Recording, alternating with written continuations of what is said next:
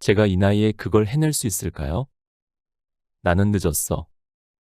등등 자신의 미래에 대한 가능성을 아예 차단해버리는 말들은 나이라는 울타리 속에 자신을 가둔 채 밖으로 나오기를 거부하는 것입니다.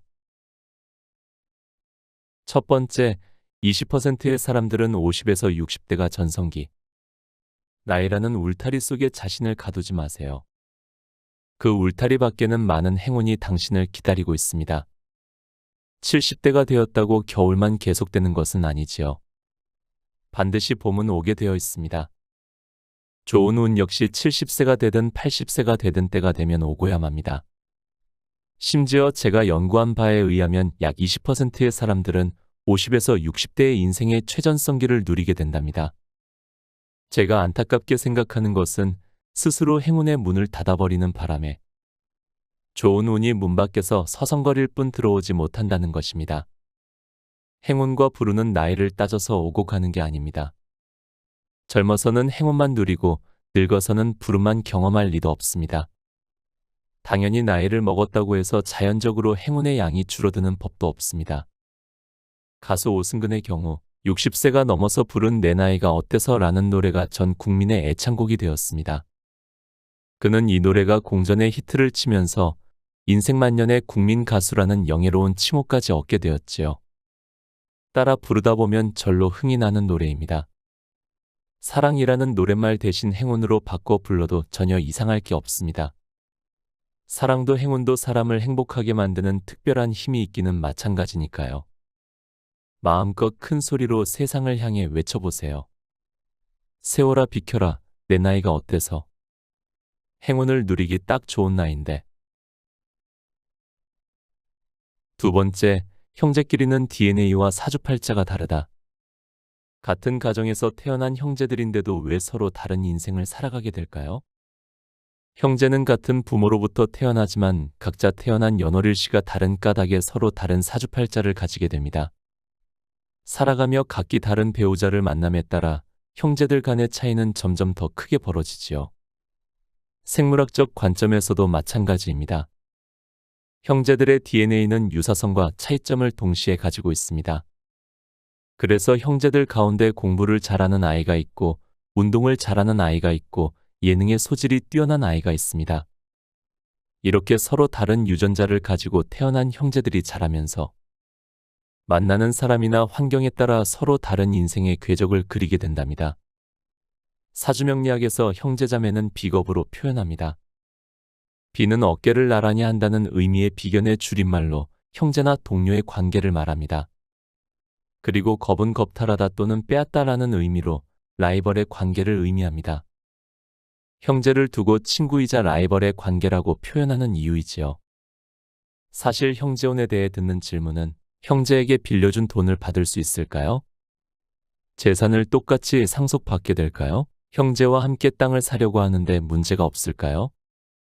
등등 재산 및 부동산과 관련된 문제들이 대부분입니다.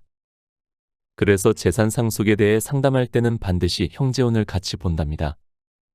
좋은 형제혼은 집안에 돈이 많고 적음에 상관없이 형제 사이의 재산이 균등하게 분배될 때 이루어집니다. 재산 분배가 공평하게 이루어지지 않았다면 나쁜 형제의 불씨를 심어 놓은 것이나 다름이 없지요.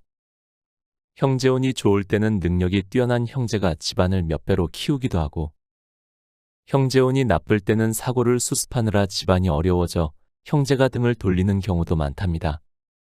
형제를 친구이자 조력자로 보는가 아니면 라이벌로 보는가에 대한 판단 기준은 자신의 마음가짐에 있답니다. 세 번째, 부모는 나의 전생, 자식은 나의 내생이다.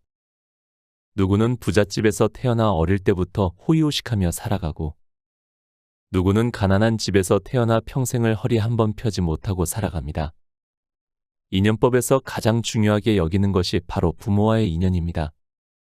부모는 자신에게 생명의 근원이고 생의 시작이기도 하니까요. 부모는 자신의 전생이고 자식은 자신의 내생이라는 말이 있습니다. 이처럼 부모와 자식은 질긴 인연의 끈으로 이어져 있지만 운명학의 가르침은 다름 아닌 화이부동입니다. 서로 화합하되 다름을 인정하고 살아야 타고난 복과 행운을 온전히 다 누릴 수 있다는 것입니다. 제 경험에 따르면 부모와 자식이 각각 타고난 그릇의 크기를 기준으로 운의 상관관계를 살피는 것이 가장 좋은 결과를 낳습니다. 부모와 자식이 주고받는 운의 상관관계를 각각 그릇의 크기에 따라 다음의 세 가지로 나누어 볼 수 있습니다. 첫째, 자식이 부모보다 그릇이 큰 경우입니다. 이때는 부모가 자식을 자신의 품 안에서 계속 키우겠다고 고집해서는 안 됩니다. 작은 그릇이 큰 그릇을 품고 있으면 속에 그릇이 크지 못하거나 겉에 그릇이 깨지거나 둘 중에 하나입니다. 자식이 자신보다 그릇이 크다고 생각되면 부모 스스로 자식의 성장을 돕는 밑거름이 되어야 합니다. 자신의 길을 스스로 선택하고 또 자신의 성장을 스스로 도모할 수 있는 그릇이니까요. 둘째, 자식과 부모가 그릇의 크기가 비슷한 경우입니다. 이때는 자식이 부모가 살아온 삶을 그대로 따라가는 패턴을 보이는 경우가 많습니다. 자식이 성장한 이후에도 부모의 경험이나 조언을 살아가는데 지침으로 삼을 수 있습니다. 물론 자식과 부모가 완벽하게 일치하는 삶을 살아간다는 건 불가능합니다. 자식을 자신의 붕어빵으로 생각하는 바람에 의외의 갈등이 생길 수도 있음을 유념해야 합니다. 우선 서로 다름을 인정한 후 부모의 잘잘못을 교사로 삼으면 자식의 그릇을 쉽게 채우는 데 도움이 됩니다. 셋째, 부모가 자식보다 그릇이 큰 경우입니다. 이 경우는 부모가 자식의 인생에 적극적으로 개입하면서 운을 관리해주는 게 바람직합니다. 우선 나와 내 배우자는 안 그랬는데 얘는 왜 이럴까? 라는 생각은 버리세요.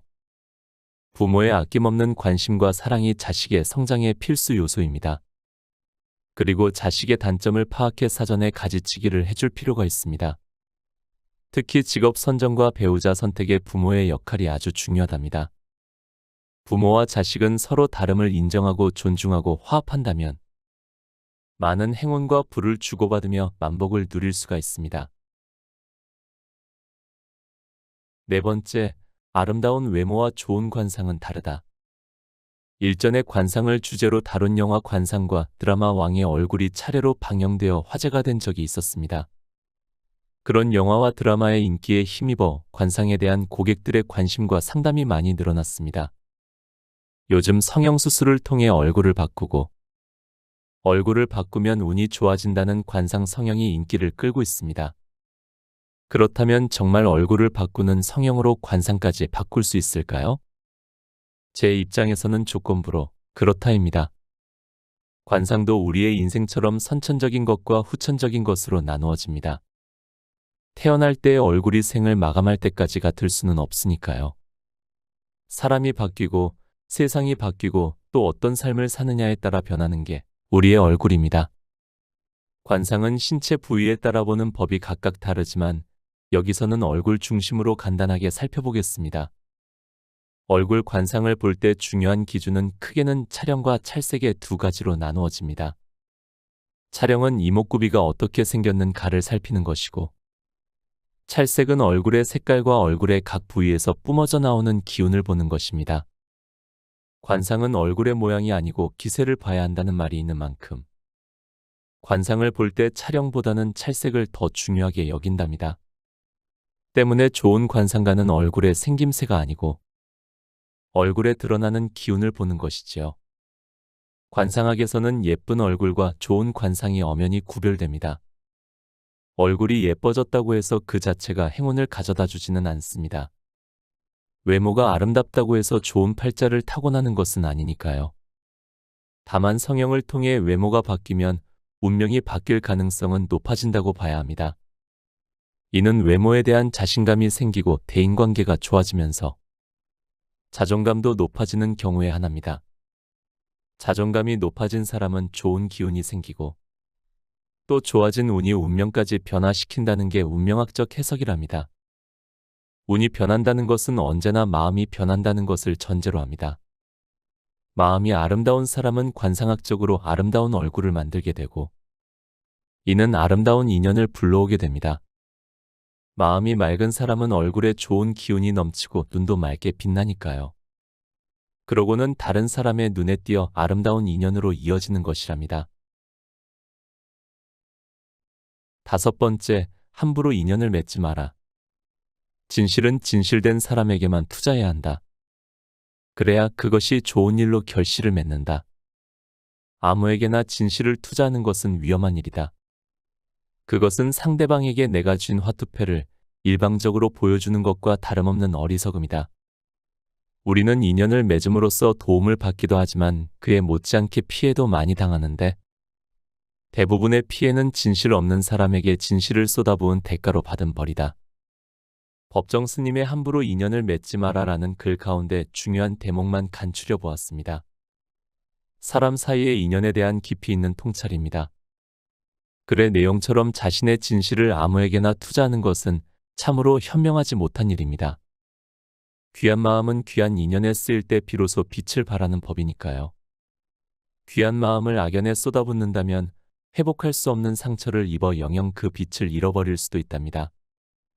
좋은 인연은 당신에게 행운을 가져다 주지만 나쁜 인연은 당신을 불운에 빠뜨린다는 사실을 기억하세요. 곁에 두고의 짧은 생각. 이 책의 작가는 말합니다. 대개 사람들은 운이 변하기 시작할 때 본인을 만나게 된다고. 그래서 이 책과 마주하고 있는 당신은 이미 운의 변곡점에 있다고 말입니다. 미래의 나를 기다리고 있을 행운을 기쁘게 맞이하기 위해 나를 이해하고 인정하고 사랑하며 삶을 살아가야겠습니다. 영상을 보며 기꺼이 시간 내어 함께 해주신 여러분께도 크고 작은 행운이 찾아오길 간절히 바랍니다. 오늘도 함께 해주셔서 감사합니다. 책, 운, 준비하는 미래를 읽고